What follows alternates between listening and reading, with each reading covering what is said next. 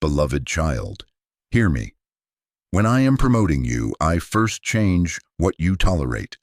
Before I place a new title above your name or open a visible door in your workplace, I draw an invisible line within you, and I strengthen your spine to stand in it. I do not begin on the surface, I begin at the root. I elevate what you will no longer excuse inside your thoughts, your habits, your boundaries, and the atmospheres you permit to shape you. What you excuse today becomes what you live with tomorrow, and I love you too much to allow you to carry promotion that will crush the peace I am forming in you. You have wondered, am I failing or am I being redirected? You have felt the ache in the in-between, the fatigue that makes simple tasks feel like miles, the self-doubt that whispers you are behind, the quiet fear that others are advancing while you are stranded on the shoulder of the road. Beloved child, I see the weight you have not named aloud. I hear the questions you do not want to pray. I am not ignoring you. I am aligning you. I am not delaying to punish you. I am preparing to sustain you. My power is made perfect in weakness. 2 Corinthians 12:9. Listen to me where the noise cannot follow you. I do not shout above the noise. I whisper within the quiet. I go before you to prepare the path you cannot yet see. I walk beside you to steady your pace when your steps tremble. I stand behind you to shield you from what would undo you. I surround you on every side. You are not being led by chaos. You are being guided within a purposeful plan. In their hearts, humans plan their course, but the Lord establishes their steps. Proverbs 16:9. So when a door closes and your heart stings, do not call it rejection so quickly. Often it is my hand redirecting you from what would cost you more than it could ever pay you.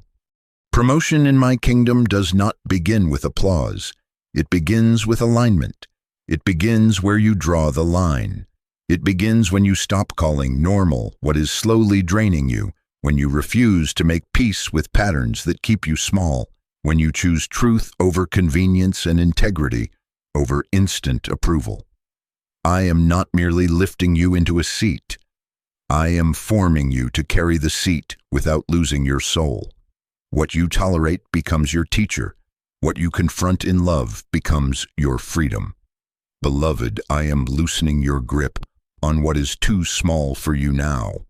Old stories, old agreements, old ceilings that once kept you safe but now keep you contained. You are not being ungrateful to outgrow what once held you. You are honoring the growth I authored in you. You ask me for clarity, and I give you courage. You ask me for a map, and I give you a step. Trust in the Lord with all your heart, and lean not on your own understanding. Proverbs 3:5. The light I give you is not meant to show the entire path, but to guide you step by step, decision by decision, line by line. Draw the line with me. No more speaking small about what I have called good. No more carrying responsibilities that are not yours to carry.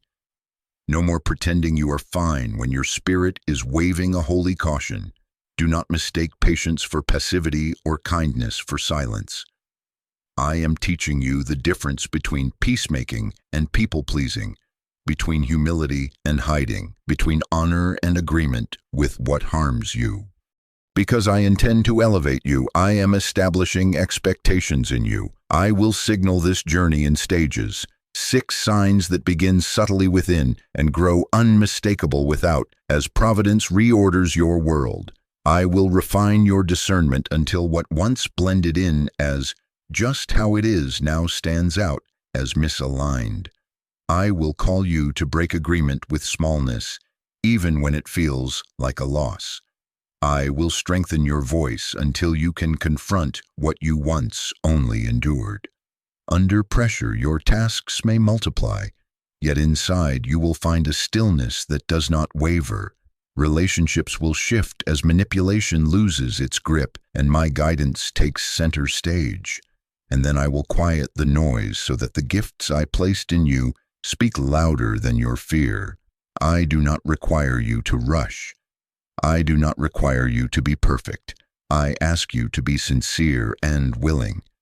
Do not fear this inner rearranging. You are not being consumed in the fire. You are being refined as gold, set for a work that requires the weight of integrity.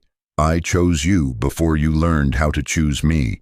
Before I formed you in the womb, I knew you. Jeremiah 1:5. I have called you by name. You are mine. Isaiah 43:1. The promotion I am preparing is not simply a change of desk or title. It is an increase of stewardship, visibility, and influence that must be undergirded by peace. The peace I give you is not fragile. It is forged. It grows as you draw lines that tell the truth. This is who I am in me. This is what I will honor. This is what I will no longer carry. Beloved child, if you are weary, rest in me. Lay down the hurry and the proving. There is no need to rush, no need to be perfect, only to be sincere and willing. Mark the line in prayer before you draw it in practice. Ask me where to begin, and I will show you the first place to say no, so that your yes regains its power. Ask me whom to forgive and what to release, so that the promotion I send does not arrive to a heart crowded with old burdens. My yoke is easy and my burden is light. Matthew 11:30. I am not late. I am not indifferent. I am methodical in mercy. I am aligning what you carry with where you are called to stand.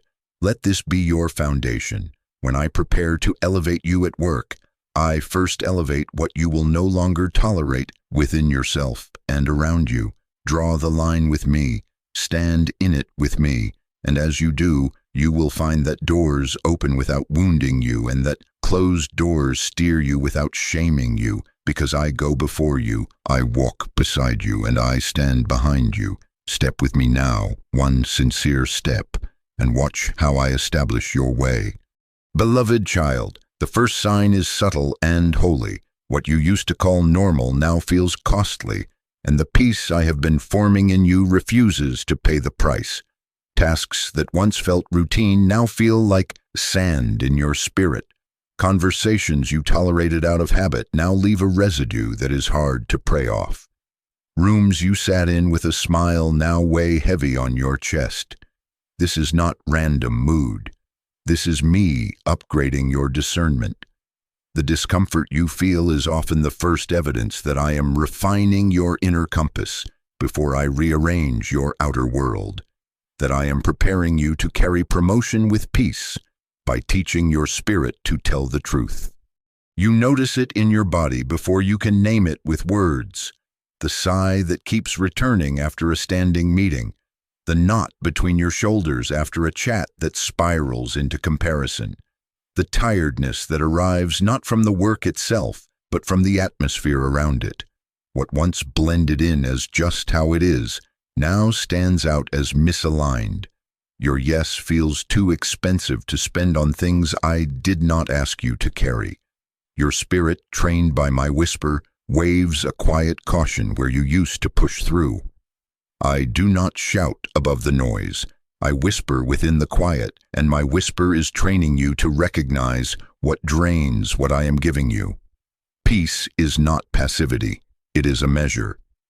When peace is leaking, pay attention. Do not mislabel this moment. It is not ingratitude. It is not weakness. It is not laziness. It is refinement. It is not burnout only. It is a boundary awakening. It is not confusion. It is clarity being born in quiet. It is not fragile sensitivity. It is forged sensitivity, the kind that can carry weight without cracking. I am not making you picky. I am making you precise. I am not turning you into a critic. I am growing you into a steward. Where you see a tender place, I see the opening through which my strength will flow. My power is made perfect in weakness. 2 Corinthians 12:9. So do not harden yourself to fit what is shrinking you. Let the ache teach you what you can no longer call normal. I hear your objection rise up, the one shaped by survival and humility. But I should be thankful I even have a job. Yes, beloved, gratitude is the way you breathe in any season. Give thanks in all circumstances. Bless the work of your hands. Honor those around you.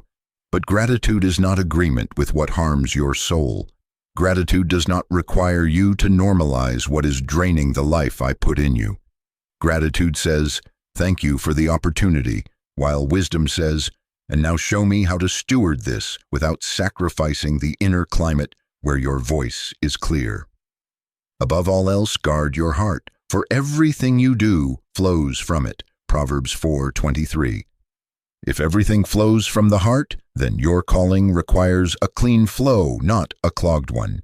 Gratitude is your posture, stewardship is your practice. So bring me into the inventory, sit with me, and let us separate what truly belongs to you from what you picked up to be acceptable. Ask me, is this mine? Is this now? Is this how?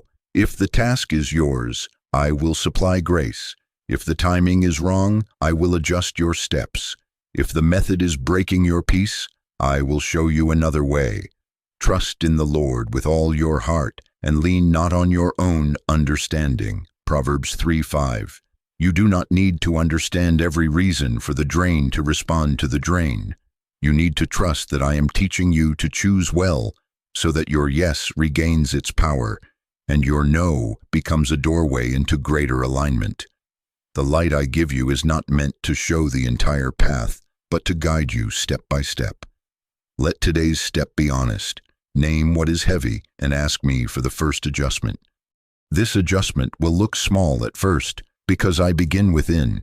It may be a 5-minute boundary around a sacred hour that used to be swallowed by other people's urgency. It may be the courage to say, I can deliver this by Friday with excellence. Today I cannot promise what would compromise quality. It may be choosing silence when gossip seeks your agreement and offering blessing instead of participation. It may be the simple practice of protecting deep work with a closed door and an open heart. Do not call these small. Seeds are small, yet they hold forests. I go before you into the meetings you dread. I walk beside you when your voice trembles, and I stand behind you when pushback comes so that you will not be moved. You are not drawing line after line alone. You are writing new agreements with me. Hear me clearly. To stop calling something normal is not to call someone evil. You are not judging people. You are discerning patterns. Not pride, but stewardship. Not rebellion, but reverence. Not quitting, but quitting what keeps you from your assignment. I am lifting from your schedule what keeps you from your stewardship. I am lifting from your speech what keeps you from your authority. I am lifting from your mind the spiral of second-guessing that steals the energy meant for creation. And as you practice this with me, I will begin to confirm it from the outside. Small signs of ease where there was resistance, sudden clarity where there was fog, favor that meets you when you stand in truth without aggression. So it is with you. You will be tempted to explain the discomfort away, to tell yourself you are just tired or that a vacation will fix what an honest boundary is meant to heal. Rest is holy and you need it, but even rest cannot restore what misalignment keeps draining. Let your rest be joined to repentance for the ways you agreed with what diminished you, and then let your repentance become repatterning. Replace the late-night scrolling that numbs with the prayer that names. Replace the appeasing yes with the timely no that honors what I asked you to protect. Replace the compulsion to prove with the willingness to proceed at the pace of peace. There is no need to rush, no need to be perfect, only to be sincere and willing. I honor sincerity with guidance, and I reward willingness with strength. If others call you changed, smile and bless them. They are right. You are changing. You are being made whole. Your spirit is maturing from survival to stewardship, from fitting in to standing up, from absorbing atmospheres to setting them. Expect the initial discomfort to spike as you practice, because old agreements make noise when they are being evicted. But even that noise is a sign. Your peace is learning to speak. When your inner world stops giving cheap excuses to keep the old normal, the new normal has room to arrive. Under pressure, your heart will steady. Under expectation, your mind will clear. This is how I prepare you to carry more without carrying what is not yours. Beloved child, let this be your prayer today. Father, show me what I have called normal that is draining what you are building in me, and then take one step with me. I go before you to open space. I walk beside you to teach you the tone of truth. I stand behind you to shield you from backlash you cannot see. You are not being difficult. You are being refined. You are not losing your kindness. You are gaining your clarity. My power is made perfect in weakness. 2 Corinthians 12:9. Trust in me with all your heart. Proverbs 3:5. The discomfort you feel is not a setback. It is the signal that I am upgrading your discernment before I upgrade your position. Attend to the signal, guard your peace, call things by their true names, and watch how swiftly I establish you in places that once drained you because now you carry what they cannot take. Beloved child, now that your spirit has begun to tell the truth about what drains you, I am leading you into the second sign. You will feel a holy unrest with smallness, and you will begin to break agreement with who you had to become to survive. This pivot is quiet at first. It happens in the places no one can score or applaud. Your motives, your measurements, your secret negotiations with fear. You will stop auditioning for rooms that do not know how to value what I placed in you, and you will start choosing integrity even when it costs you inclusion. You will want more than applause. You will want alignment. You will want more than being liked. You will want to be true. I see how it feels like loss at first. Old jokes that once kept you comfortable now land heavy.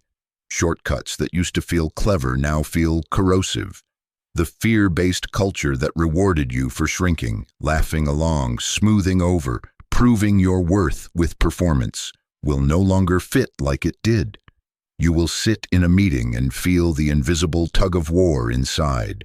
One rope tied to your longing to belong, the other tied to the truth I am awakening in you. And in that tension, you will choose the rope that pulls you into wholeness. It may look like silence when gossip is thick. It may look like courage when timelines are unrealistic and you speak for quality over speed. It may look like stepping back from flattery because you refuse to be bought with it. Child, this is not you becoming difficult. This is you becoming defined. Hear me. When you stop agreeing with who you had to be to survive, you make room for who I formed you to become. The role you played to get by, the agreeable shadow, the ever-available fixer, the one who absorbs chaos to keep the peace, was useful in a desert you are now leaving, but it is too small for the land I am leading you into. I am not only preparing a role, I am preparing a vessel. I am forming someone who can carry influence without losing their soul, who can sit at larger tables without shrinking to fit them, who can be entrusted with visibility without trading away integrity. You are not the product of chance. You are an intention shaped from eternity. Before I formed you in the womb, I knew you. Jeremiah 1:5. I have called you by name. You are mine. Isaiah 43:1. You will feel lonely for a moment while your identity turns from the old compass to the true one. That loneliness is not abandonment. It is the space where lesser agreements release their grip. Do not numb it with overwork or extra noise. Be still with me there. I do not shout above the noise. I whisper within the quiet. I go before you to prepare the conversations you fear. I walk beside you when you feel like the odd one out, and I stand behind you to cover you when misinterpretation comes. I surround you, not to isolate you, but to insulate the work I am doing in your core until it is strong enough to stand in any weather. You will be tempted to question yourself. Am I becoming proud because I won't play along? Am I being ungrateful because I desire more than this? Beloved, not pride, but purpose. Not ingratitude, but growth. Not rebellion, but realignment. Gratitude and ambition are not enemies when your ambition is to please me. To desire integrity more than applause is not arrogance, it is worship. Present your body, your work, your choices as a living sacrifice. This is your spiritual act of worship. Romans 12:1. And do not be conformed to the pattern of smallness, but be transformed by the renewing of your mind, so that you may discern my will, what is good and pleasing and perfect. Romans 12:2. Watch how this identity shift rewrites your questions. You used to ask, will they like me? Now you ask, will this honor what you asked me to protect? You used to ask, how can I fit? Now you ask, how can I be faithful? You used to measure yourself by reaction. Now you measure by obedience. The mirror you held up to your life was the faces in front of you. Now your mirror is my face turned toward you. You did not choose me, but I chose you and appointed you to bear fruit, fruit that remains. John 15:16. I am recalibrating your internal scoreboard. Because I am changing your scoreboard, some wins will feel like losses to the old you. You will say no to opportunities that glitter but do not align. You will feel the pang of declining a quick promotion that demands you bend your values. You will opt out of alliances secured by flattery or fear, and at first it will ache like you set something down and don't yet know what you're picking up. But loss is not the right word. Pruning is. Every branch that bears fruit I prune, that it may bear more fruit. John 15:2. This is not subtraction without purpose. This is subtraction for multiplication. What you release now returns as authority later. As you break agreement with smallness, your standards will quietly rise. You will choose excellence without perfectionism, clarity without cruelty, truth without theatrics. You will ask cleaner questions, set clearer timelines, define healthier workloads, and refuse to traffic in hurry that harms people. This rising will become confrontation, but not with people first, with patterns, with the unseen agreements that run the culture beneath the culture, with the narratives that say, this is just how it's done, when how it's done keeps everyone exhausted and afraid. I will teach your hands to war with systems, not souls, with lies, not lives. The way you confront patterns is by standing in truth consistently until the pattern has to name itself or leave. In that standing, you will not be alone. I will place small confirmations along the way. A colleague who thanks you for naming the unspoken, a leader who quietly respects your steadiness, a door that opens not because you angled for it, but because you held your ground. So it was with Joseph, who refused what would compromise him in private and was prepared for authority in public. So it was with Gideon, named Mighty Warrior, while hiding in smallness, who became what I called him the moment he believed me more than his fear. Judges 6. So it is with you. I call you what you are becoming, and I train you to live as what I have already named. Do not fear the middle space where your new identity is sure inside, but not yet celebrated outside. My power is made perfect in weakness. 2 Corinthians 12:9. Trust in the Lord with all your heart, and lean not on your own understanding. Proverbs 3:5. There is no need to rush, no need to be perfect, only to be sincere and willing. Keep consenting to the larger you I am revealing, the you who does not barter peace for position, the you who does not compress your voice to keep company with comfort, the you who would rather carry a quiet conscience than a loud applause. Beloved child, lift your head. You are not shrinking, you are shedding. You are not falling behind, you are being refined. I go before you to secure what is truly yours. I walk beside you as you practice these holy refusals, and I stand behind you when accusations murmur that you have changed. Yes, you have. You are changing from survival to stewardship, from smallness to stature, from approval chasing to assignment keeping. And as your standards rise, I will bring you to the next sign. What you once tolerated will become what you must lovingly confront. For now, break the agreements. Say yes to the you I formed from eternity. I have called you by name. You are mine. Isaiah 43:1. Beloved child, now comes the sign that startles even you when you hear your own voice. What you used to quietly absorb now rises in you as something you must address. The boldness I place in you is not noisy. It is quiet, steady, and undeniable. You feel it when disrespect disguises itself as humor. You feel it when expectations arrive without clarity and yet demand accountability. You feel it when pressure pushes you toward what is unethical and calls it the way things work. You feel it when chronic overextension is praised as dedication, while your soul pays interest it cannot afford. Once you endured these things in silence, now your spirit moves you to speak, to define, to ask, to realign. This is not rebellion, this is responsibility. This is not combativeness, this is clarity. I strengthen your voice before I increase your influence, because you cannot lead well while living in silent resentment.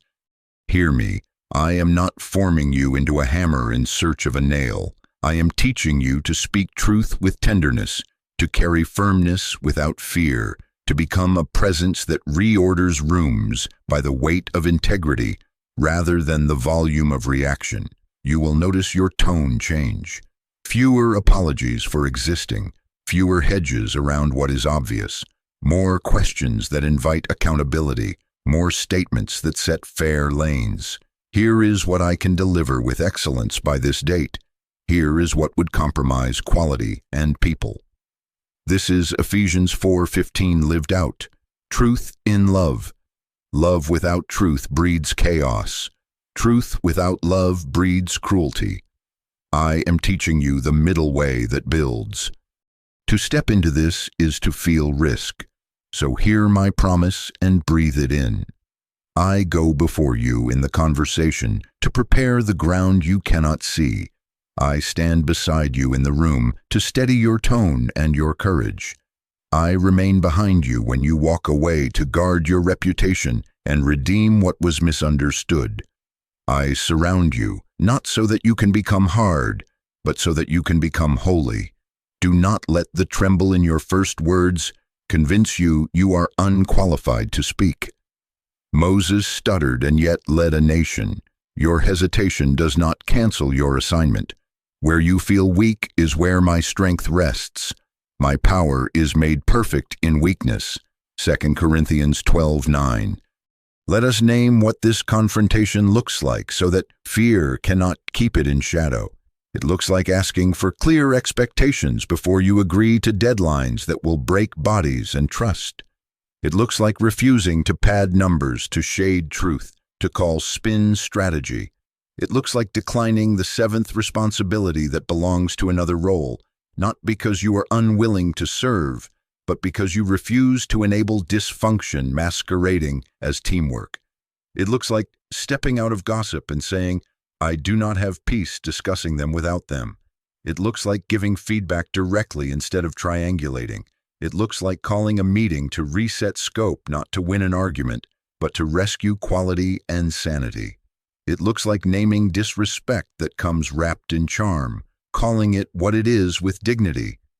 That comment undermines the value I bring. I am here to build, not to be belittled. This is not pride. This is stewardship. Boundaries, beloved, are not walls of pride. They are gates of stewardship. Gates let the right things in and keep the wrong things out. Walls built from fear lock life away. Gates guided by wisdom guard life so it can flow. Guard your heart, for everything you do flows from it. Proverbs 4:23. Your calling is a river. Boundaries are its banks. Without banks, water floods everything and nourishes nothing. With banks, it carves a path, turns turbines, generates light. So it is with you. Your no does not reduce your love. It increases your capacity to love where I have assigned you. Your yes becomes powerful again when it is not diluted by 1,000 agreements you never asked me about. I know the arguments that rise. If I speak, will I be labeled difficult? If I set a limit, will I lose my place? If I request clarity, will I sound ungrateful? Beloved child, hear what is more true than your fear. Peacemakers are blessed, but peacekeepers who hide truth create fragile peace that always breaks. Matthew 5:9. I am making you a peacemaker, not a peacekeeper. Peacemaking sometimes requires disruption, gentle, honest disruption that points to health. Remember Daniel, who resolved not to defile himself and asked for a different portion. Daniel 1. He was not loud, he was firm. He found favor because he honored me and respected authority with clarity. So it is with you. When you confront what drains you, expect some pushback. Systems built on your silence will miss your compliance. People accustomed to your yes will test the reality of your no. Do not read their resistance as proof you are wrong. Read it as proof you are changing. The first shake is the loosening of old agreements. The misinterpretations will come. You've changed. You used to be so easygoing, and you will answer quietly in your spirit. I am still kind. I am now clear. For a time, even your own nervous system will protest because it was trained by years of accommodation. Do not let the adrenaline of new courage make you sprint or retreat. Breathe, speak, pause, and remember, I go before you, I walk beside you, I stand behind you. You are not alone in the room you are about to enter. Bring me into the preparation. Do not rehearse revenge. Rehearse righteousness. Ask me for words that are simple, sentences that are clean, a tone that is calm. I do not shout above the noise. I whisper within the quiet, and I will give you a sentence that opens the gate. For us to succeed, we need to realign around these 3 priorities.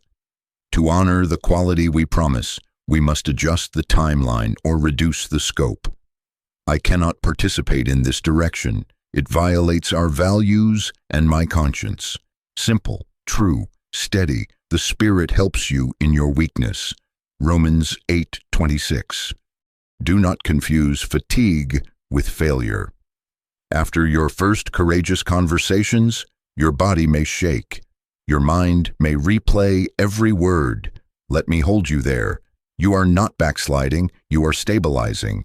Like Nehemiah rebuilding the walls, you are setting gates in place with a tool in one hand and a prayer in the other. Nehemiah 3-4. You are learning a new muscle memory. There is no need to rush, no need to be perfect, only to be sincere and willing. Each boundary born in prayer becomes a pillar that can bear the weight of future influence. I am preparing you for seats where your clarity will guard not just you, but entire teams and projects. If you cannot confront in love now, authority later will feel like a trap rather than a trust. Watch for my confirmations. You will see a conversation that once spiraled find center. You will see a teammate exhale with relief when you say what they could not find language for. You will notice a leader shift toward you with respect, even if not with immediate agreement. And when the rare door closes because you refuse to bend truth, feel the wind on your face as I steer you. A closed door can be my mercy. Romans 8:28. I am curating the rooms where your voice is needed and received. Beloved child, this is the sign. Your voice is growing roots. You no longer spend the currency of your peace to buy acceptance you do not need. You speak without venom. You stand without shaking. You bless without enabling. You confront patterns, not people. And when resistance comes, you remain steady because your anchor is not approval. Your anchor is assignment. Trust in the Lord with all your heart and lean not on your own understanding. Proverbs 3:5.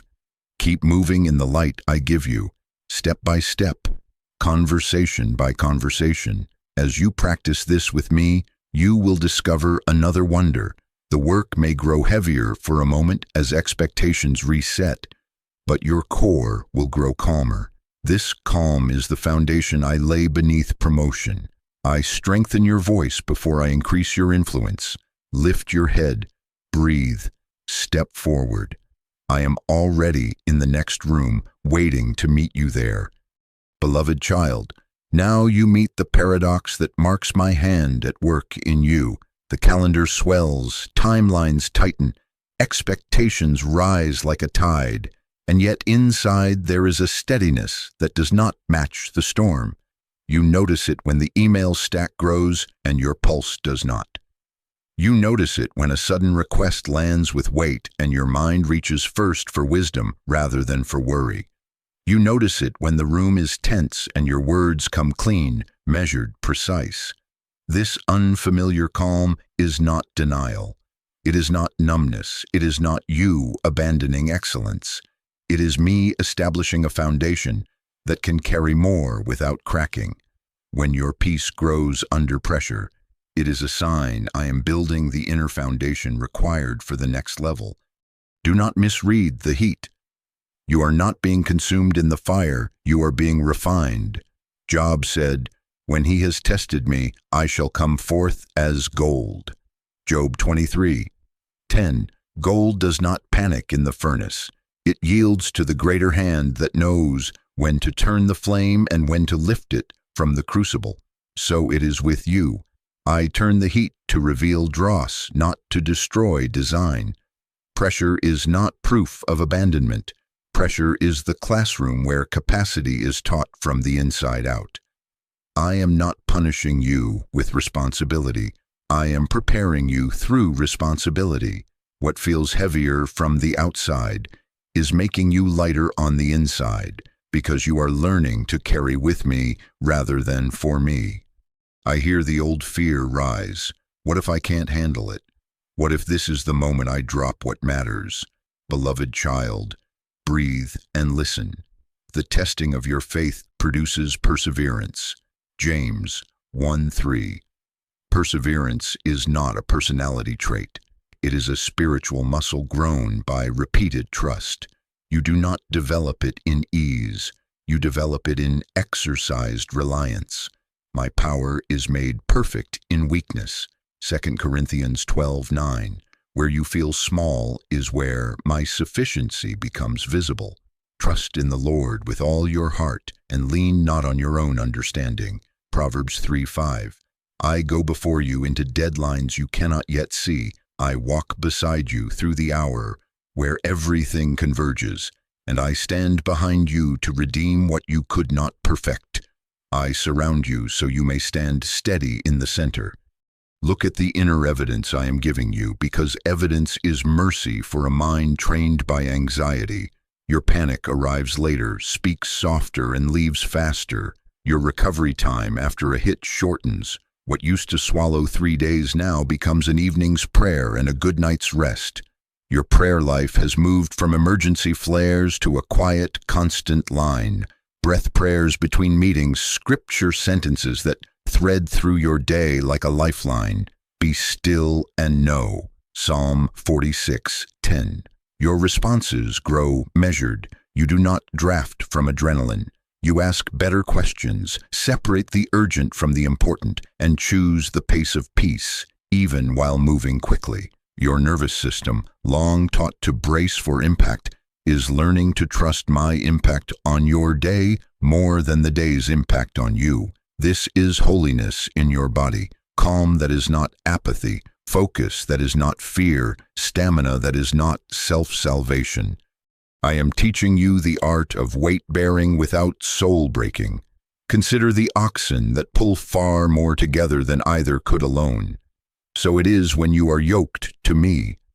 My yoke is easy and my burden light, not because there is no task, but because my shoulder takes the greater weight, and my pace sets the rhythm.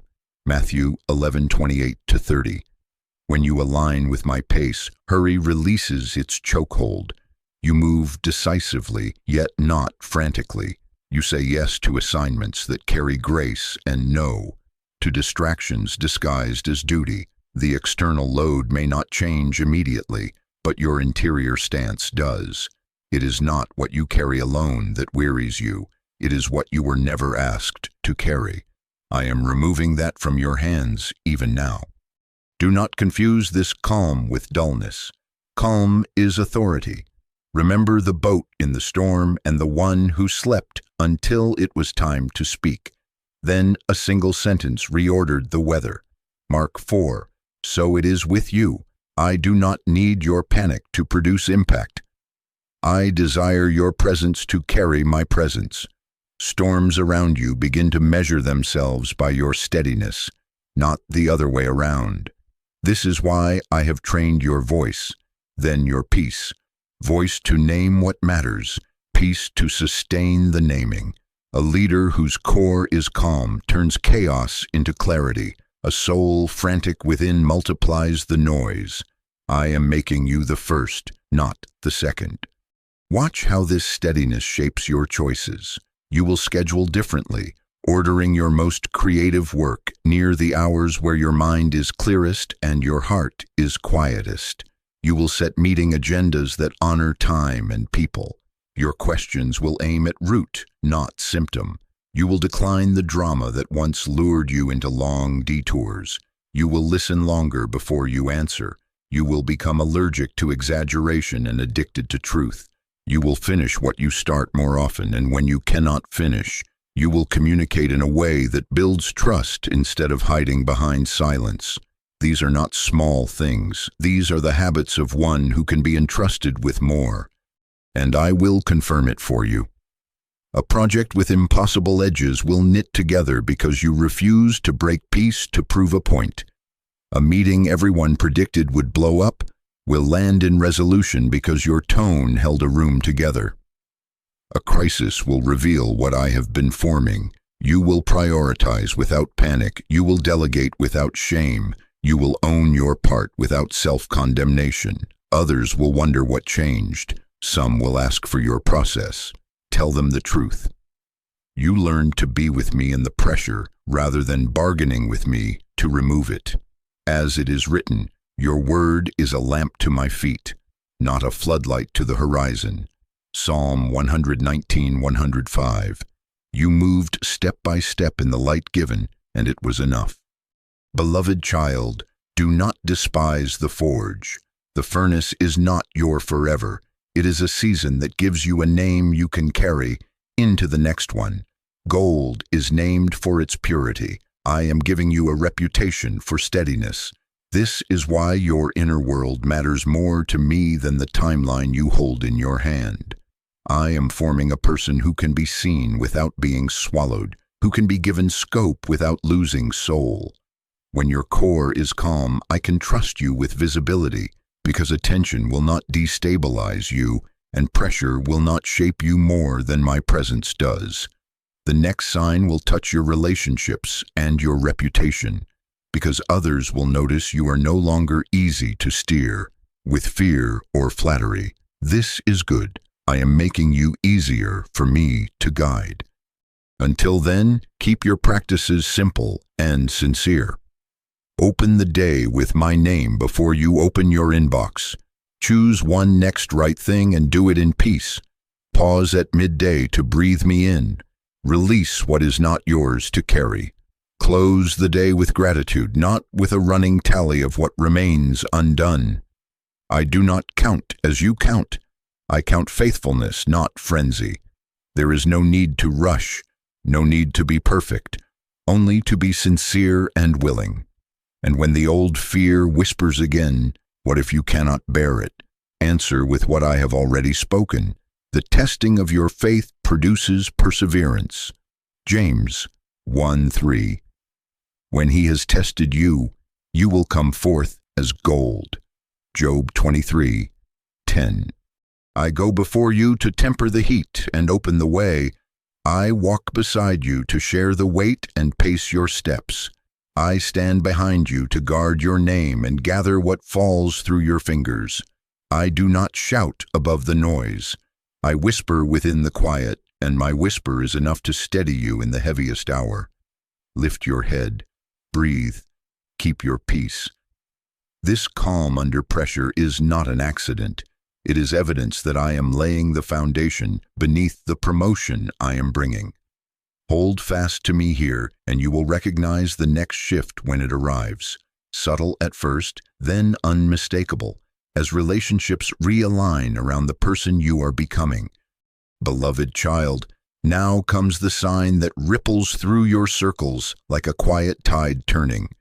You become harder to manipulate, and some people notice.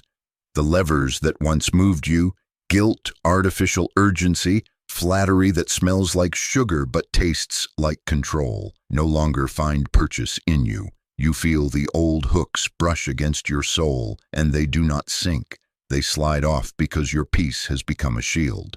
I have trained you to breathe before you bind yourself, to ask questions before you agree, to seek alignment before you accept pressure. This is what growth sounds like in you now. What is the true deadline? Who owns this decision? What will we deprioritize to make this possible? Please put that in writing so we are clear. Calm questions disarm chaos. Let your yes be yes and your no be no. Matthew 5:37. Do not be surprised when urgency tries to wear holiness as a costume. If you really cared, you would drop everything. A team player would just say yes. Leadership already expects this.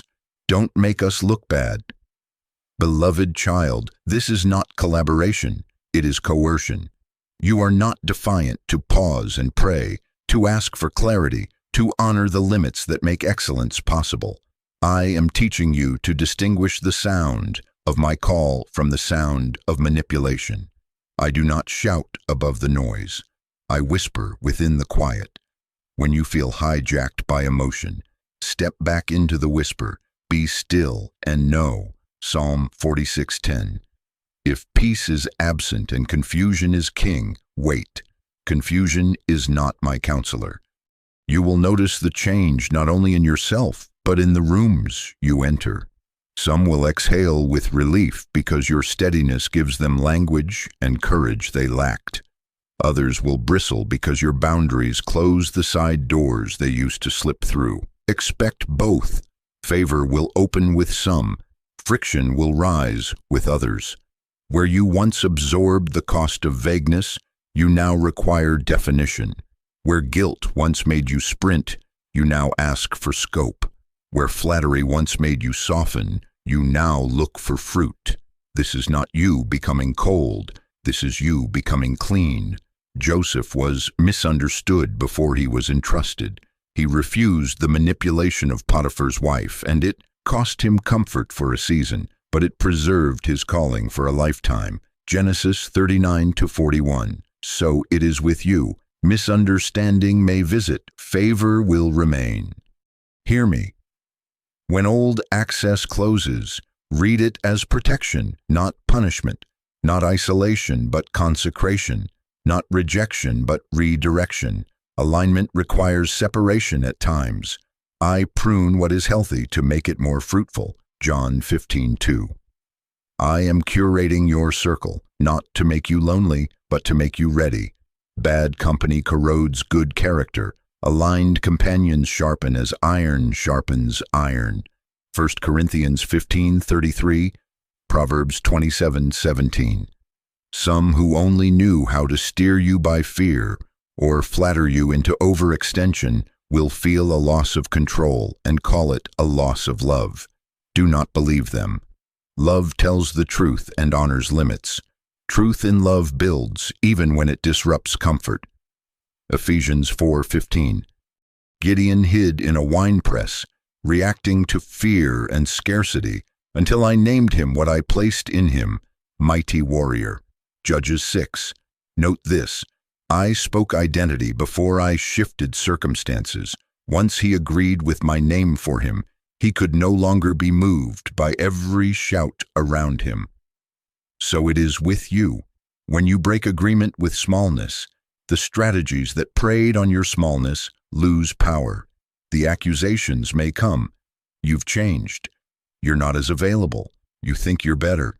But remember what is more true. You are steadier, clearer, kinder, because you are no longer bargaining away your peace to buy approval. You are not hard to love. You are hard to hijack. There is a difference. Let me give you words for the moments that try to pull you back into old patterns, because language is a gate. I want to help. To do that with integrity, I need a clear outcome and timeline. I'm not comfortable committing without understanding trade-offs. I will not discuss them without them. That tone is not helpful. We can revisit this when we are both calm. I cannot take responsibility without authority. Please route this to the correct owner. Simple sentences, not sharp, but sure. You are not fuel for other people's fires. You are a lamp set on a stand. Matthew 5:15. Your oil is costly. You guard it so there is light when it is truly needed. As this sign emerges, you will feel a strange quiet around certain conversations that once consumed you. The gossip thread will feel like static. The constant emergency messenger will find you less reachable. Invites to distractions disguised as duty will land with less weight, and you will find new conversations beginning. Mentors appearing with questions that stretch you. Peers who are builders, not just talkers. Leaders who prize integrity more than speed. This is my orchestration. You are becoming easier for me to guide, because you are no longer guided by fear, flattery, or false fire. In their hearts, humans plan their course, but the Lord establishes their steps. Proverbs 16:9. Do not mistake the friction for failure. Friction is often the sound of gates closing where there were once breaches. For a time, you may grieve the ease of your old compliance because it kept certain relationships smooth. Let the grief pass through. Do not let it guide you. I am replacing smooth with strong, familiar with fruitful. I am healing your need to be needed so you can be useful. I am removing the hooks that tug on your yes so that your yes can become powerful again. This is consecration in real time, not in theory. Set apart for me the one I am preparing. Acts 13, spoken over you in 1,000 daily choices. You may ask, if I become harder to manipulate, will I become closed to counsel? No, beloved child. Teachability and susceptibility are not the same. Teachability listens for truth. Susceptibility yields to pressure. You will become more teachable because fear is quieter. You can hear counsel without needing to please. Wise feedback will find you open-hearted. Unrighteous control will find you steel-spined. The meek inherit the earth not because they lack a will, but because their strength is surrendered to me. Matthew 5:5. As the relational fog clears, something beautiful sharpens in view. Your assignments become more defined. Work that once felt blurry begins to resolve into lanes of responsibility and craft. You will feel a pull toward skill building with new seriousness, not hustle, but holy focus. You will sense the nudge to study, to practice, to refine tools and systems, to seek mentors who are masters, not just voices. Whatever you do, do it heartily as unto the Lord and not for the eye of man. Colossians 3:23. Excellence is not perfectionism. It is worship through work. The same backbone that holds your boundaries will hold your habits. This is how I prepare you for visibility, not by noise, but by depth. I go before you into rooms where clarity blesses everyone. I walk beside you when conversations strain and motives blur. I stand behind you when you are misread, and I redeem what you could not explain. Trust me, you are not being led by chaos. You are being guided within a purposeful plan. Romans 8:28. There is no need to rush, no need to be perfect, only to be sincere and willing. Keep asking clean questions. Keep choosing peace over panic, truth over flattery, clarity over coercion. When you become harder to manipulate, you become easier for me to guide. Lift your head, breathe, hold your line in love. The doors that are yours will open, and the ones that are not will close without wounding you. Step forward. I am already ahead, arranging the next connection and the next lesson, shaping a path where your integrity and your assignment walk as one. Beloved child, here is the next sign. I quiet the noise, and your gifts begin to speak louder than your fear. What once shouted in you, comparison, urgency without assignment, the endless chorus of "you are late," now fades like a storm moving off the horizon. The volume knob turns down on what drains you, and in the quiet I draw out what I placed in you from the beginning. I do not shout above the noise, I whisper within the quiet. My whisper does not flatter your ego, it feeds your courage. You will recognize this shift by a change in your appetite. You will feel pulled to learn, to practice, to refine, not to prove yourself, but to steward what I have entrusted. Procrastination loses its persuasion. It talks, but you no longer come when it calls. The unglamorous repetitions that used to feel like punishment now feel like prayer. Do you see it? Your hand reaches for the tool before it reaches for the feed. You open the notebook before the app. You schedule practice not as a heroic sprint after neglect, but as a daily mercy that keeps you honest. You study craft with a patience you did not have before. You ask better questions, not to impress, but to understand. Excellence becomes worship, not performance. Whatever you do, do it heartily, as unto the Lord. Colossians 3:23. You stop rehearsing the theater of what others think, and you start building the quiet integrity of skill that can bless people when the moment arrives. I am not asking for perfection. I am inviting devotion. There is no need to rush, no need to be perfect, only to be sincere and willing. Fear will attempt one more argument.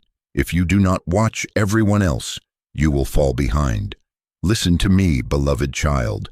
You are not behind. You are being formed. Before I formed you in the womb, I knew you. Jeremiah 1:5. You did not choose me, but I chose you and appointed you that you should go and bear fruit. John 15:16. Your timeline is not measured against another person's highlight reel. I am building you on purpose, for purpose, at a pace that preserves you. When Peter turned to compare, I answered with a simple calibration, "What is that to you? You follow me." John 21:22. So it is with you. I am shifting your attention from comparison to obedience, from running with the herd to walking in stride with my Spirit. Hear how I guide you now, not with the full blueprint, but with the faithful light for the next plank of path. Your word is a lamp to my feet and a light to my path. Psalm 119:105. A lamp does not flood the horizon. It illumines the step in front of you. Take the step you are shown. Draft the outline. Send the email of honest scope. Study the principle you avoided. Schedule the conversation you delayed. Build the prototype you only talked about. You will sense a new clarity that seems small, almost ordinary, and yet every time you obey it, momentum gathers.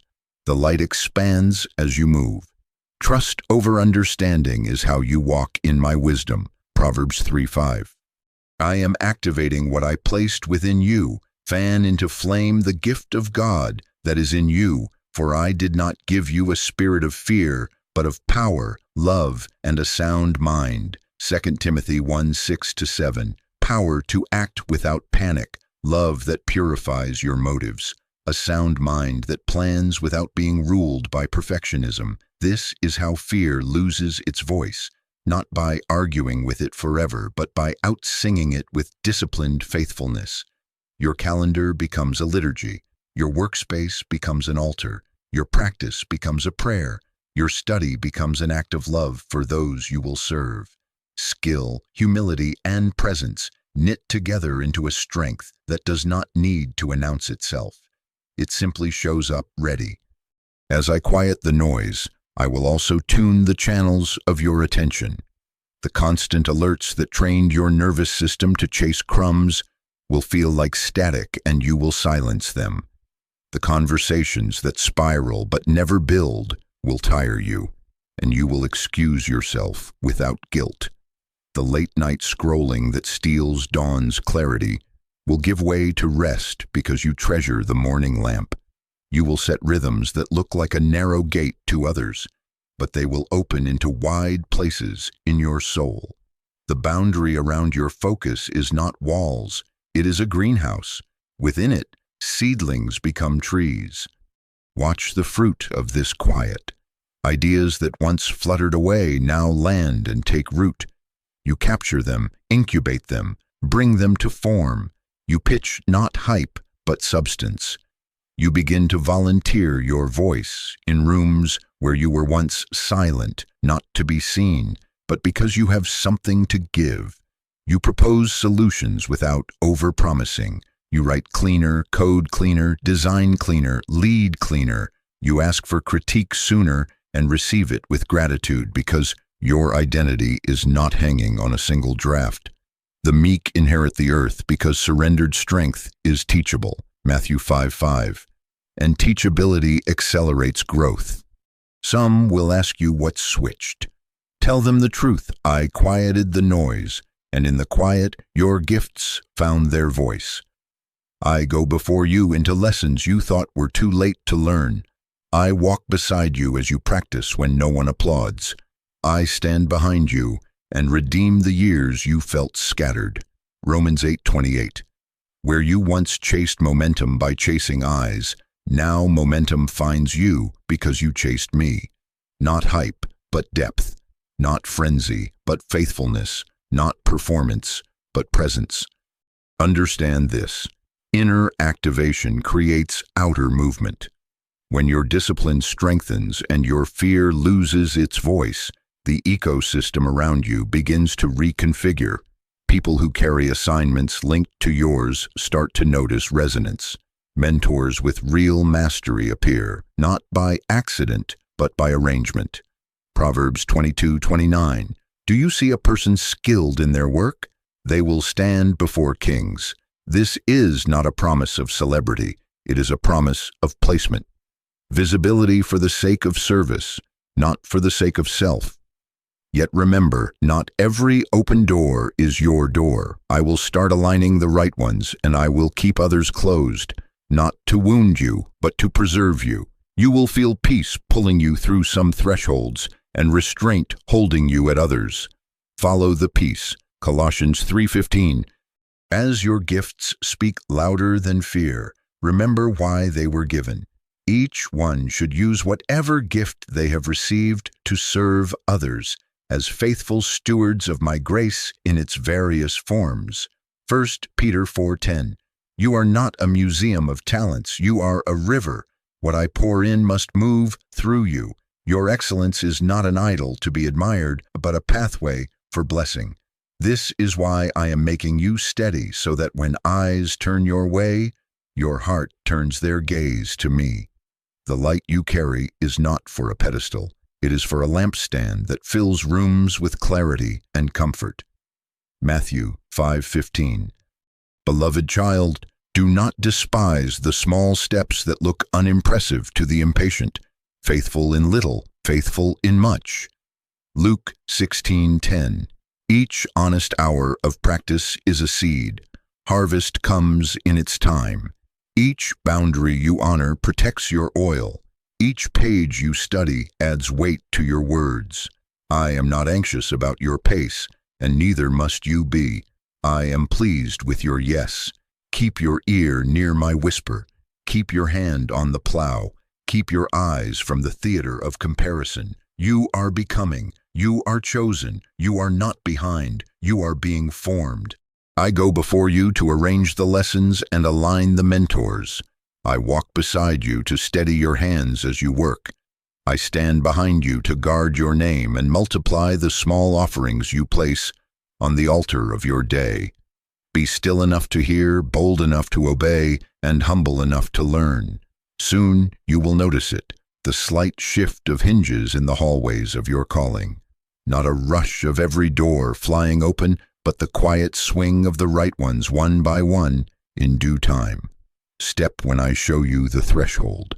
My lamp will be enough for your feet, and my peace will be enough for your heart. Beloved child, now the signs step from the inner room into the hallways of your life. You will notice it in emails that never return, interviews that feel warm and then grow quiet, proposals that are read and then declined, partnerships that seemed promising and then pause with a polite no. Do not let your heart say failure when I am saying filtration. Do not call it delay when I am calling it alignment. You are not being punished. You are being preserved. All things work together for good to those who love me and are called according to my purpose. Romans 8:28. Hear me. I am not only opening, I am also guarding. I am not only advancing, I am also aiming. I am your shepherd, and sometimes my care feels like a staff against your side. The staff is not a strike. It is a nudge away from a cliff you cannot see. The hillside looks soft until the ground gives way. The path looks faster until it empties into a gorge. When my rod and my staff touch you, it is to comfort you by keeping you from the edge. Psalm 23:4. A closed door is often the sound of my staff. It startles, it stings your hopes, but it saves your life.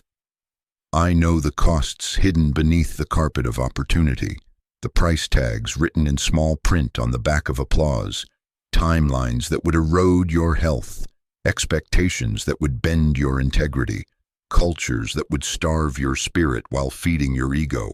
I see it all. You see the doorway. I see the building. Trust where I steer you.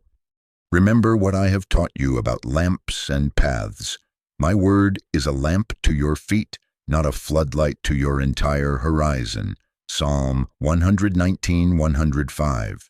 I show you the next step, not the whole road, because I lead you as a living guide, not as a distant map.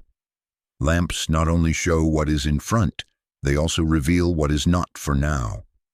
When you come to a door and the light of my peace will not cross its threshold, believe the lamp. Do not force your foot against a hinge I am holding. The light you have is enough for the step you can obey today. You ask, but why would you let me get so close? Why prepare me to present, only to receive a no? Listen to me. The preparation was not wasted by the door. The preparation was placed within you. What you built in the process is yours to carry forward. The declined proposal refined your voice. The interview that went quiet sharpened your questions. The application that seemed perfect but closed developed your patience and clarified your values. I prune every branch that bears fruit so it will bear more. John 15:2. Pruning cuts living things, not dead ones. The sting you feel is not proof of death. It is the pain of strategic care. You are not simply failing, you are being redirected. In their hearts, humans plan their course, but I, the Lord, establish their steps. Proverbs 16:9. To establish a step, I must sometimes also block a path. To keep you on a road that will carry both your calling and your peace, I will occasionally set a hedge where you are tempted to wander. Do not call my hedge hostility, call it mercy. Paul wanted to preach the word in Asia, and the Spirit did not permit him. Then the vision of Macedonia called, and a city awakened. Acts 16. So it is with you. A no in one direction preserves you for a yes that is appointed for you and those linked to you. Beloved child, stop making treaties with disappointment that rewrite your identity. Do not let a closed door speak a name over you I did not give you. Unworthy, unlucky, unchosen. You are chosen. John 15:16. You are mine. Isaiah 43:1. The door's decision is not your definition. Learn to grieve without accusing yourself, to release without resentment, to bless what will not be yours, and to bless what will be. Shake the dust off your feet when a house or town will not receive you. Do not carry its dust into the next room I send you. Matthew 10:14. Honor the door that closes with integrity. Reply with gratitude. File your learnings. Keep your relationships clean. Leave altars, not ashes. Let me train your questions at a closed door. Instead of, what is wrong with me? Ask, what are you rescuing me from? Instead of, why is this taking so long? Ask, what are you forming so I can carry what is next? Instead of, how do I make them change their mind? Ask, what pieces are you moving that I cannot see? These questions open you to the shepherd's steering rather than the serpent's shame. They make space for me to show you the cliff you nearly walked over, the shortcut that would have cost you authority, the glitter that would have rusted in your hands. I go before you to see what you cannot see. I walk beside you to steady your heart when the hinge does not turn. I stand behind you to redeem the appearance of setback and to gather every lesson into strength. Do not hammer at every latch with the crowbar of desperation. If you must knock, knock. If you must ask, ask. If you must seek, seek. But do not break what I am barring. Matthew 7:7. Where you feel only absence, I am often arranging presence elsewhere. Where you hear quiet, I am often speaking to another heart, to meet you at another table. Trust me to curate. Hear the difference between stubbornness and steadfastness. Stubbornness refuses to pivot when I redirect. Steadfastness refuses to quit when I instruct to continue. When a door closes, bring it to me and listen. If I say, wait, wait like a watchman, not like a sulker. Psalm 130. If I say, release, release fully. If I say, refine and reapproach, do the work and try again at the time I show you. My voice will not be cruel or chaotic. My peace will umpire your heart. Colossians 3:15. Follow the peace. When you stop arguing with closed doors, you become agile for divine timing. Panic loosens its grip because you no longer read every delay as danger. You keep your oil ready. You keep your craft sharp. You keep your character clean. And then, beloved child, hinges you did not know existed swing quickly. The meeting you could not secure is offered without striving.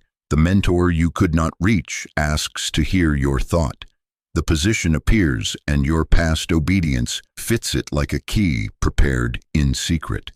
Sudden favor does not create readiness. It reveals it. The moment you have been prepared for will not demand that you sprint in anxiety. It will ask you to step in peace. A closed door can be my mercy, guiding you away from what would cost you more than it could ever pay you. Believe this. Not rejection, but redirection. Not destruction, but protection. Not the end of your story, but a comma between assignments. Lift your head. Breathe. There is no need to rush, no need to be perfect, only to be sincere and willing. Keep your hands faithful in what is before you. Keep your heart free from bitterness. Keep your eyes on my lamp. When the right door opens, and it will, you will not need to force it. You will recognize it by the peace that carries you across the threshold and the purpose that meets you on the other side. I am already ahead, placing your name where it needs to be, aligning the hour and the helpers, so that when the next shift comes, you do not stumble, you step. Beloved child, now that your heart has learned not to bleed at every closed door, Watch what I do with the hinges I have chosen. The second shift arrives like morning light, slipping through blinds you did not open. Sudden favor, unusual mentors, and coincidences that are not coincidence at all.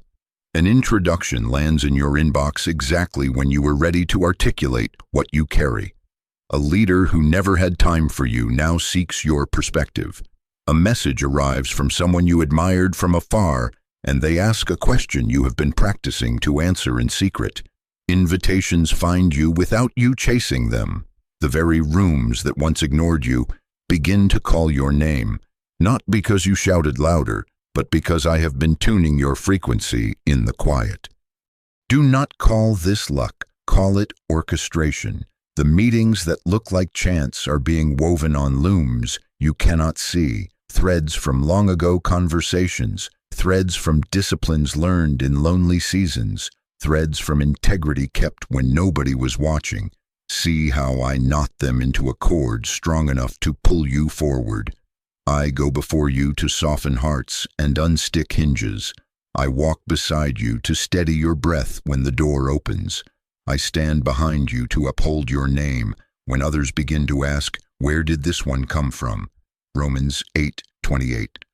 All things work together for good to those who love me and are called according to my purpose. So it is with you. What I have prepared in silence is emerging in sight, and the sight is not the cause, it is the reveal.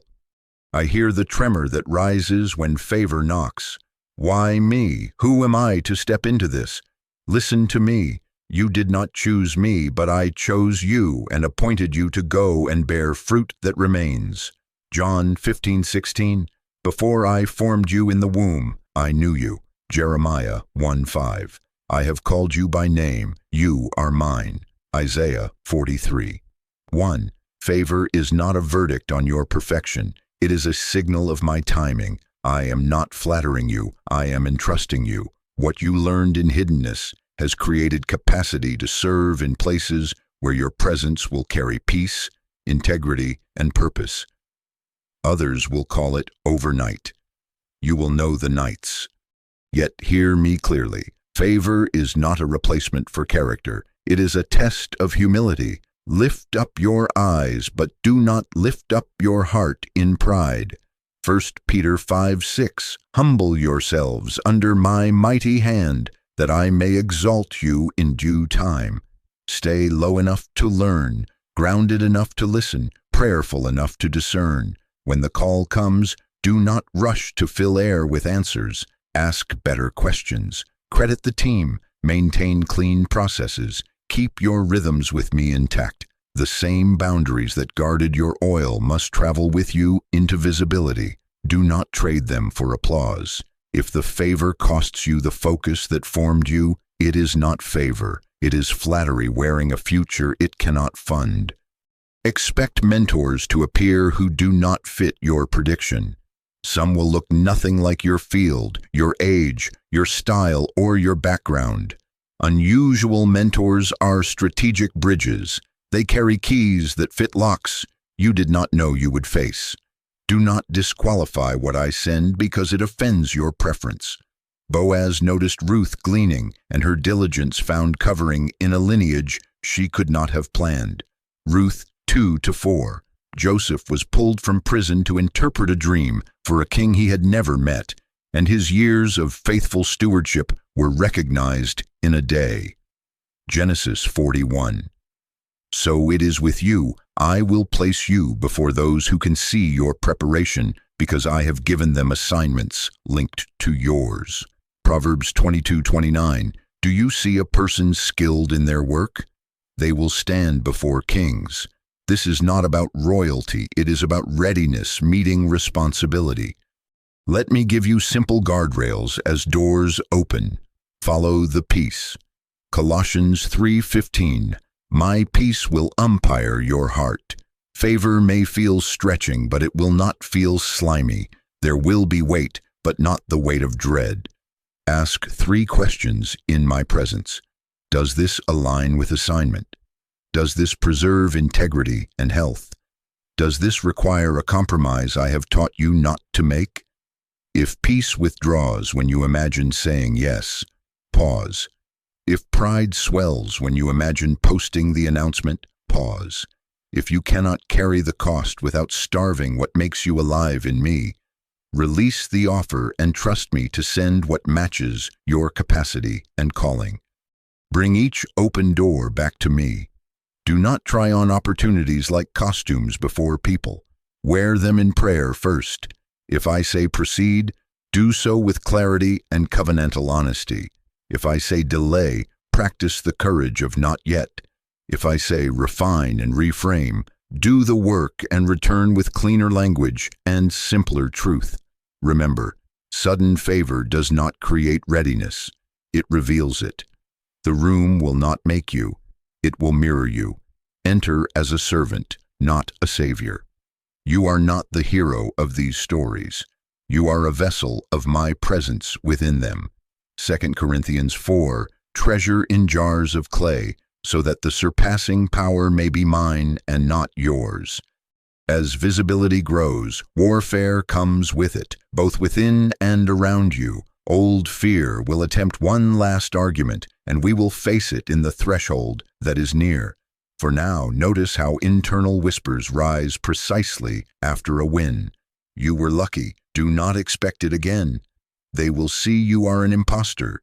Keep everyone impressed, or you will disappear. Recognize the pattern. The serpent sells scarcity the loudest at the edge of abundance. Do not make fear your strategist. Return to the disciplines that made you available. Quiet with my word. Rest that resists frenzy. Counsel from people who love truth more than your comfort. Keep short accounts with me and with others.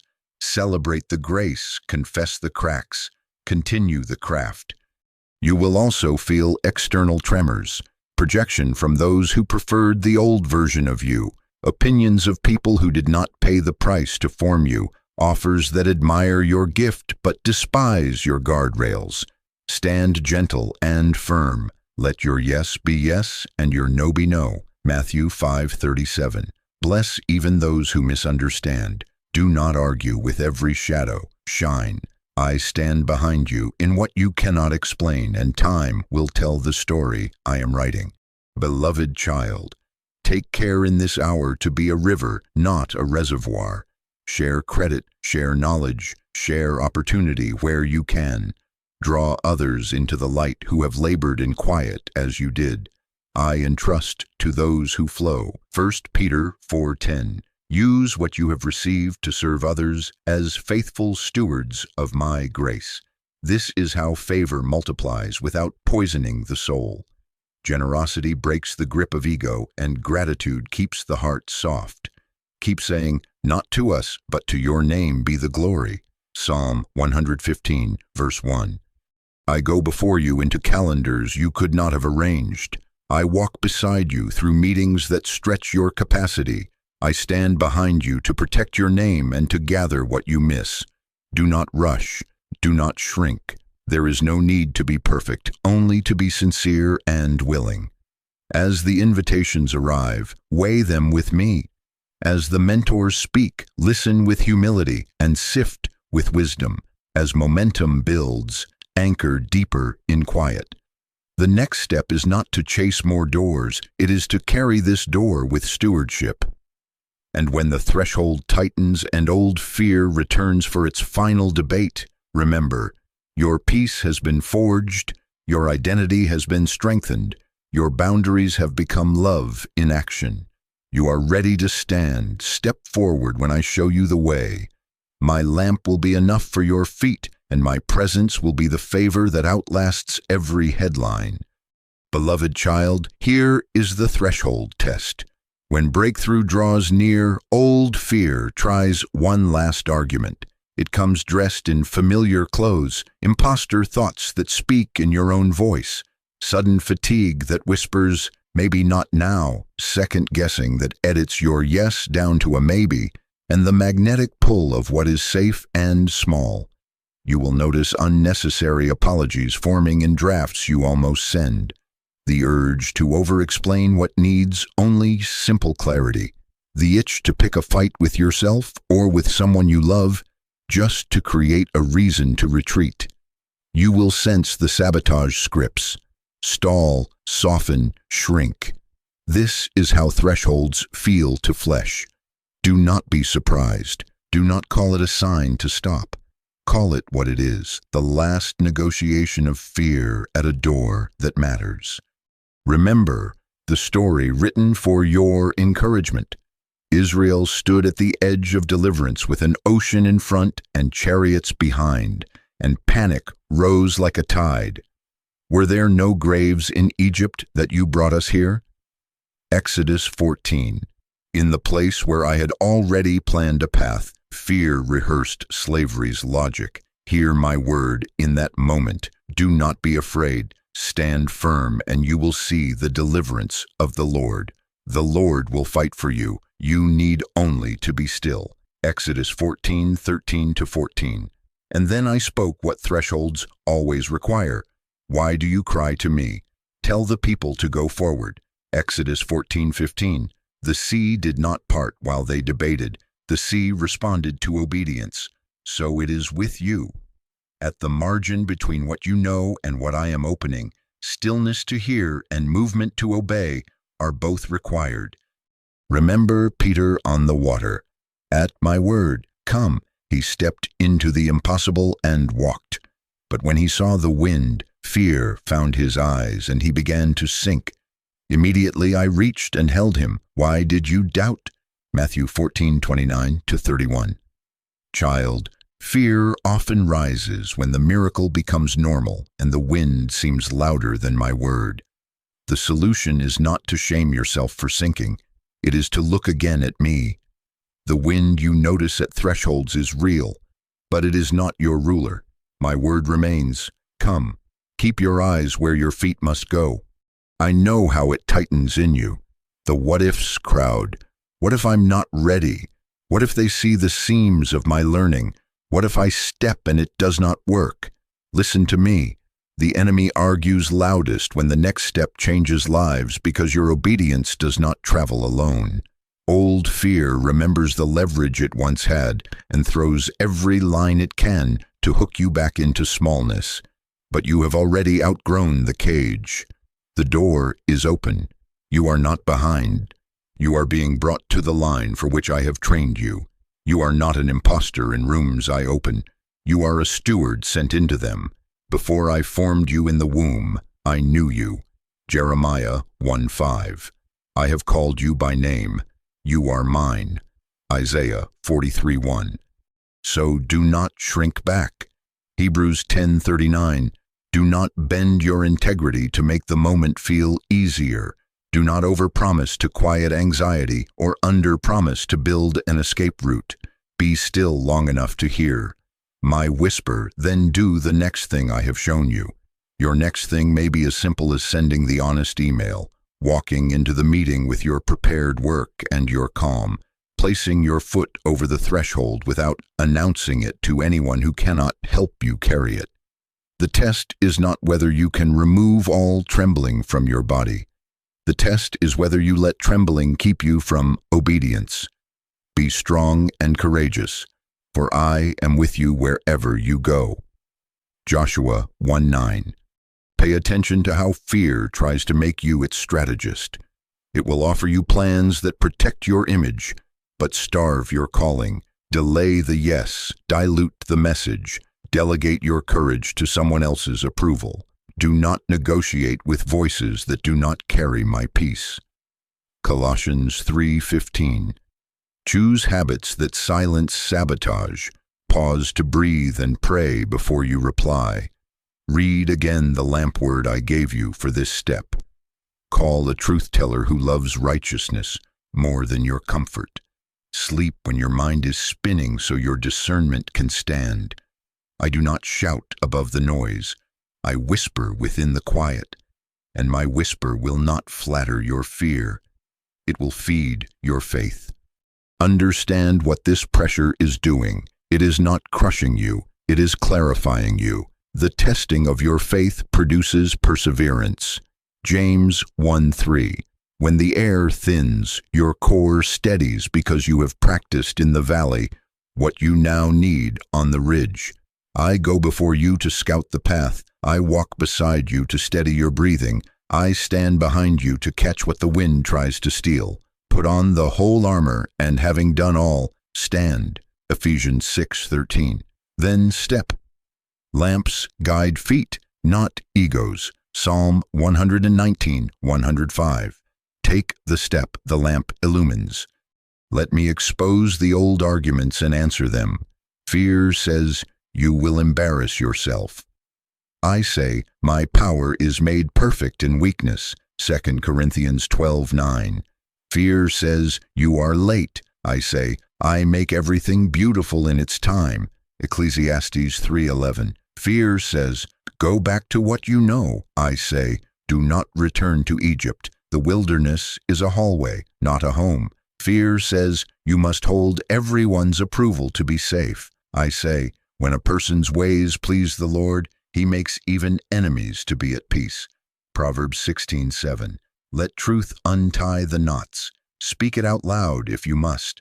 Sometimes the final chain falls when you stop thinking courage and start confessing it. Guard against small self-sabotages that pretend to be prudence. Missing a deadline you could meet. Canceling a conversation you could carry. Reducing clarity to avoid the risk of no. These are not gentle wisdom. They are slow retreats. Instead, keep faith with today. Faithful in little creates capacity for much. Luke 16:10. Bring the work you have. Ask for what is needed without apology. Own your preparation and your limits with clean honesty. You are not here to impress, you are here to serve, and service stands up. Hear me. This threshold is not only about you. When you pass through, provision flows beyond your life. Israel's crossing was not an individual feat. It was a path for a people. Exodus 14. Peter's step did not end in his fear. It became part of a confession that anchored a church. Matthew 16. The comfort you receive now will become comfort you give later. 2 Corinthians 1:4. Your promotion carries assignments to make places safer, clearer, and kinder for those who will walk behind you. Do not measure your step only by your feelings. Measure it by the freedom it will release. Beloved child, I know the tremor in your hand at the handle. I know the arguments rehearsing in your mind. Be still. Let me place my steady hand on your shoulder. Receive again the quiet courage of my presence. Then turn the handle and walk. I go before you into the room you fear. I walk beside you through the questions and the eyes. I stand behind you to gather grace from every answer that wobbles and to confirm the word I gave you. Do not rush. Do not shrink. There is no need to be perfect, only to be sincere and willing. Step forward when I show you the way. The wind will not be your master. My lamp will be enough for your feet, and my peace will be enough for your heart. And when you cross, you will know. Fear argued because the step mattered. Far beyond you, for many I love through you. Beloved child, hear me now. The door you cross is not only an entrance for you, it is a light you carry for others. Your breakthrough at work is not merely about a number on a check or letters beside a name. I am increasing your reach, your wisdom, your compassion, your authority. I am enlarging your capacity to build what is good and to resist what is corrosive. I am entrusting you not with status, but with stewardship. You did not choose me, but I chose you and appointed you to go and bear fruit that remains. John 15:16. Before I formed you in the womb, I knew you. I set you apart for such a time as this. Jeremiah 1:5. This is commissioning. You are a vessel, not a monument. You are a flow, not a reservoir. What I have healed in you becomes healing that moves through you.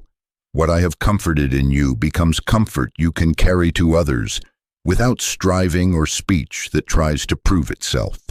The God of all comfort comforts you in all your troubles, so that you can comfort those in any trouble with the comfort you yourself have received. 2 Corinthians 1:4. So it is with you. The patience I formed in your delays will become a safe place for the hurried and the hurting. The integrity I anchored in your private choices will become shelter for teams tempted to bend under pressure. The courage I built in your small obediences will become language for others to stand.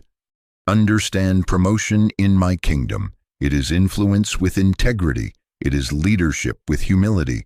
It is excellence with peace. It is visibility without vanity and authority without aggression. Let your light so shine before others that they may see your good works and glorify your Father in heaven. Matthew 5:16. Not shine that blinds, but light that clarifies. Not noise that dominates, but presence that steadies. Remember the Master who wrapped a towel around his waist and washed feet before he sat at the table of destiny. John 13. That is the posture I give you in every room. Servant first, steward always, son and daughter most of all. Look back with me at the path I walked you through and see how I have already been clothing you for this commissioning. I began where no audience clapped. I raised the line of what you would tolerate within yourself and around you. You stopped calling normal what was draining you, and your discernment sharpened. You broke agreement with smallness, even when it felt like loss, so identity could breathe. What you once endured in silence became what you learned to confront in love. Your voice strengthened before your influence expanded. The work grew heavier, yet your core grew calmer. Pressure refined you instead of owning you. You became harder to manipulate, and relationships recalibrated. Some stepped back because they could no longer steer you, and that made you more available to me. I quieted the noise, and the gifts I placed within you began speaking louder than fear. Discipline rose, distraction fell, then doors started to speak. My language, some closed and stopped wounding you, steering you instead. Others opened with sudden favor, unusual mentors and alignments that were not accidents. At the threshold, old fear tried one last argument, and you answered with obedience. All of this is not a string of random events. It is a single thread of preparation for purpose. Now release the urge to manage what only I can time. Trust in the Lord with all your heart and do not lean on your own understanding. In all your ways acknowledge me, and I will direct your paths. Proverbs 3:5-6. I am not asking you to oversee outcomes. I am asking you to guard obedience. Keep your hands faithful with what is in front of you, and let me open what belongs to your next. Faithful in little creates capacity for much. Luke 16:10. Be content to carry the lamp, not the floodlight. My word is a lamp to your feet, not a stadium beam to your horizon. Psalm 119:105. Step by step, breath by breath, assignment by assignment. That is how light travels through halls that have been dim for years. Let me make it plain how your light moves at work, not as a slogan, but as a steady practice. You will be the one who tells the truth kindly when expedience tempts others to twist. You will be the one who creates clarity that stabilizes anxious teams. You will be the one who gives credit freely and lifts unseen contributors. You will be the one who keeps boundaries that protect health and holiness, refusing to purchase influence with your peace. You will be the one who refuses gossip and chooses intercession, who turns complaint into craft, who meets deadlines without sacrificing dignity. You will be the one who knows when to say yes with courage and no with clean love. You will work with all your heart as unto the Lord, not unto the approval of men. Colossians 3:23. This is not glamour, this is glory. Remember, beloved child, I am sending you as presence as much as performance. When you walk into a meeting prayed up and unhurried, you carry peace that disarms fear. When you speak with accuracy and restraint, you carry wisdom that redirects a culture. When you defend what is right without contempt for those who are wrong, you carry mercy that leads to repentance. Micah 6:8. Do justly, love mercy, walk humbly with your God. Do not underestimate quiet faithfulness. Yeast leavens the whole batch. A lamp on a stand changes a room. A seed in the soil becomes a sheltering tree.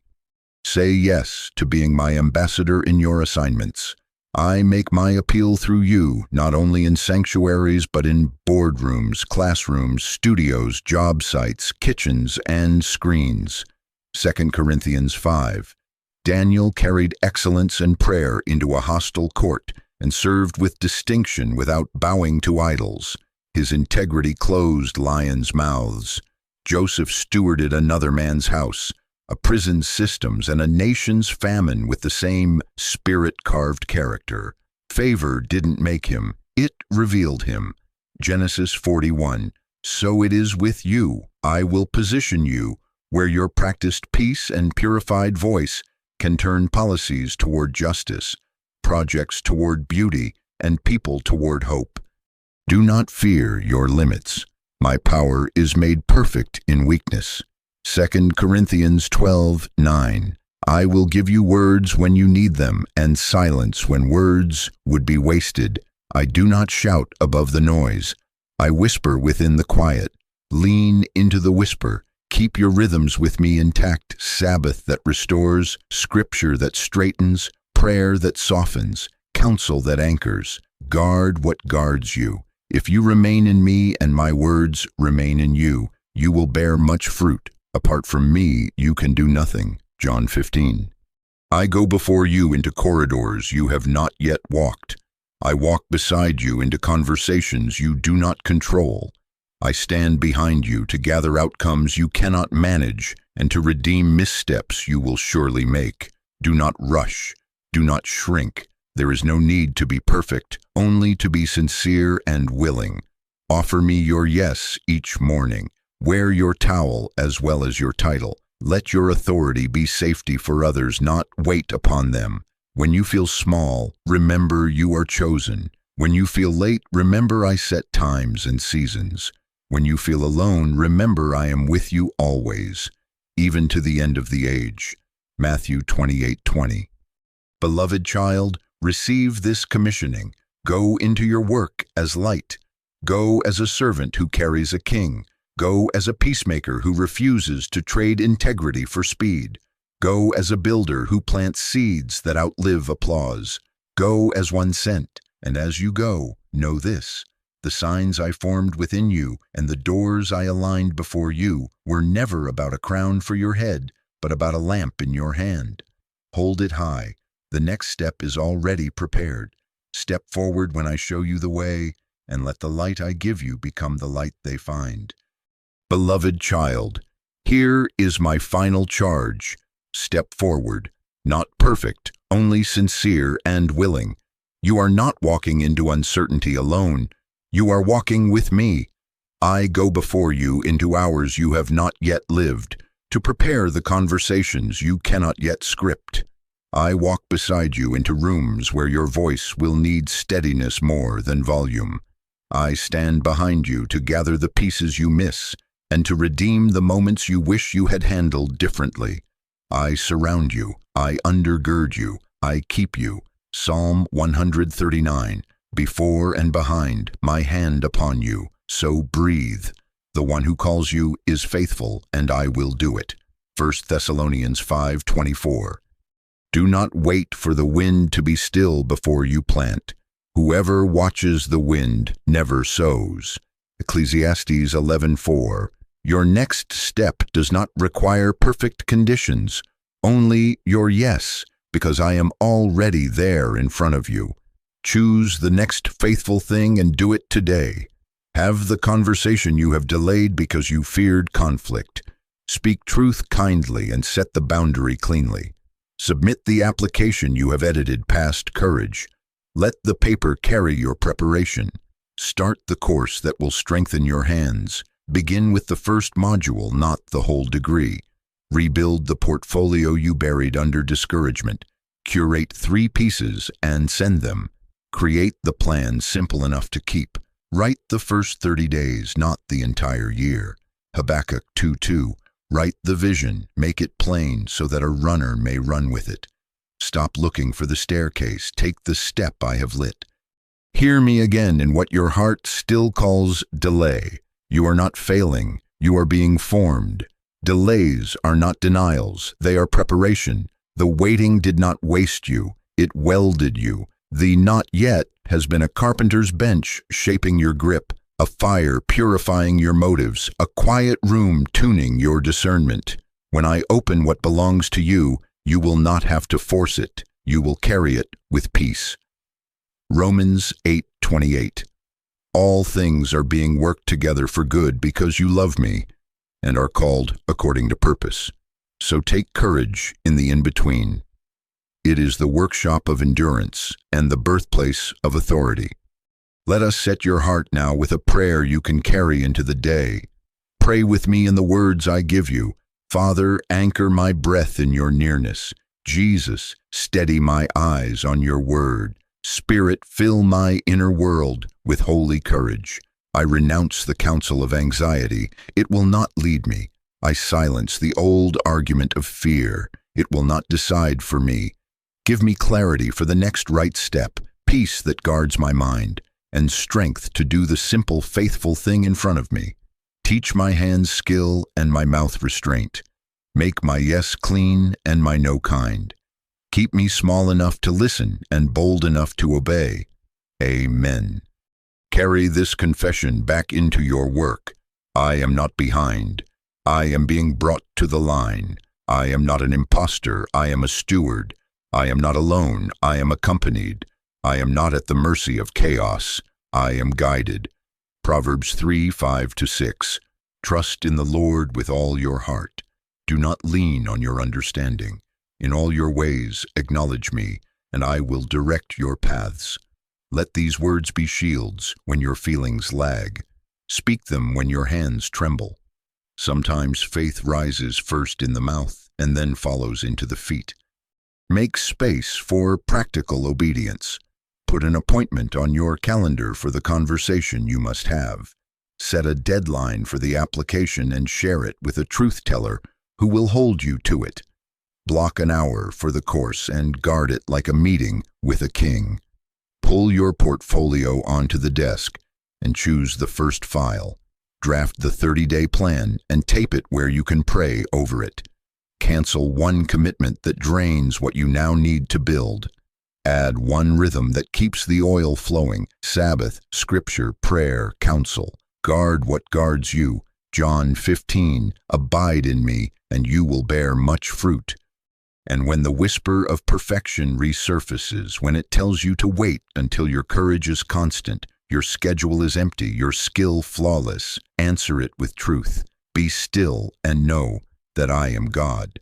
Psalm 46:10. My grace is sufficient for you, and my power is made perfect in weakness. 2 Corinthians 12:9.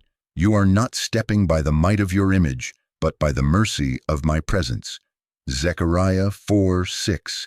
Not by might nor by power, but by my spirit. Give me your yes in imperfect sentences if you must, and I will author the rest. Let me say it once more the way your soul remembers. I go before you into the emails, the interviews, the negotiations, the designs, the drafts, the decisions. I walk beside you through the pauses that feel like loss and the accelerations that feel like flight. I stand behind you to settle what you cannot see and to turn even your stumbles into seeds. You are not forgotten. You are not overlooked. You are not alone. The lamp I place in your hand will be enough for the next few feet. Psalm 119:105. My word is a lamp to your feet, not a floodlight to your future. Step and the next line of light will appear. Beloved child, this is the hour to move from hearing to doing. Do not rush. Do not shrink. There is no need to be perfect, only to be sincere and willing. Offer me your yes this day, not a lifetime's oath, but today's assent. When you wake tomorrow, give it again.